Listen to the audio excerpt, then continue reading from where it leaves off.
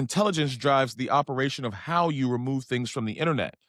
This is just one course of the many of how to be a gray man fixer in the cyber world in 2025. I want you to understand that in this game that you're learning, this is the creme de la creme. I'm not only showing you how to remove things from the internet in this course, I'm expressing to you the methodologies and the thought processes that I leveraged that clients wanted to pay and did pay and have paid hundreds of $1,000s in this little niche alone. I've made over $1 million in this niche alone, in this one particular function of removing things from the internet. The OSINT scrub, that's another $1 million. We've made a lot of money, and I'm just a two-man operation, two-person operations, me and my team. That's it. So when you understand that you have to give people a bespoke approach, you give them all of your attention in that time. They can't pay for you. You're not a whore.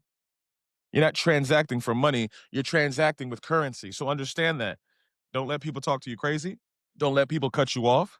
Just because they're paying you doesn't mean that you're their psychiatrist or psychologist. They're paying you to give you for you to give them conscious and informative decisions on the process and course of action you should take to get the solution that they're seeking. That's the first thing that you ask when you're onboarding a client. What is it that you expect to get out of this course? What is it that you expect to get out of this relationship? Tell me now so that I can start to frame all of my expectations and all of your expectations in a position that you can see the reality and the solution that you're seeking. See, that shows them that you're paying attention. So now that you understand the jurisdictions, you understand that you need to go out and look at the laws, you have to do that on your own. That's what this course is about. This course is giving you an overview, an insight, the actual DNA that most people don't use. Most people just send out emails and they go to the website and go to the privacy and say, oh, take this down. This is bad.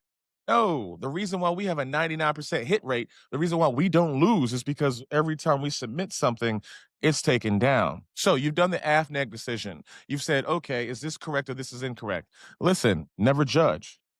You can't judge. As a fixer, you can't judge. You have to look at every fact, at every situation, at every position, and make conscious decisions on how you're going to come up with the solution that's needed. Remember that. Does that make sense? Excuse me. Excuse me. So now that you understand that, the most important thing that we're going to talk about today and right now in this moment is understanding how to create the chain of events. So when you go to builtwith.com, you're going to go to the second tab and look at all the advertisers and analytics. You're going to write down those companies' names and look at the privacy contacts, the legal contacts. They have it. It's in their privacy policy. Every last one of these sites have that. You're going to write down a list of all those email addresses. Then you're going to go to Hunter.io. Pay attention. And you're going to go to Hunter.io and you're going to type in that domain of every last one of those advertisers to include the main hosting provider like TMZ or this website and the hosting provider to ensure that you get all of the contacts for legal, for public relations, for compliance. Yeah, because you're going to carbon copy all of them on this first email that you're going to send.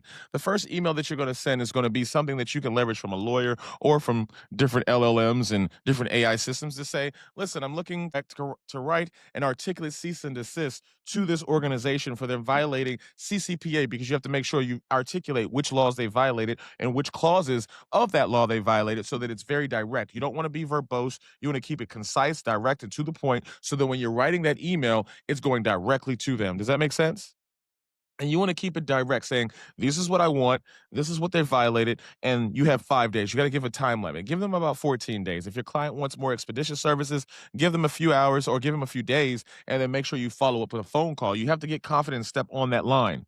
A lot of people don't want to step on the line. They're like, oh, I don't want to get in trouble. Listen, you're going to have to get confrontational, but with poise and decorum, with focus and love. Does that make sense? It's really important that you do this with focus.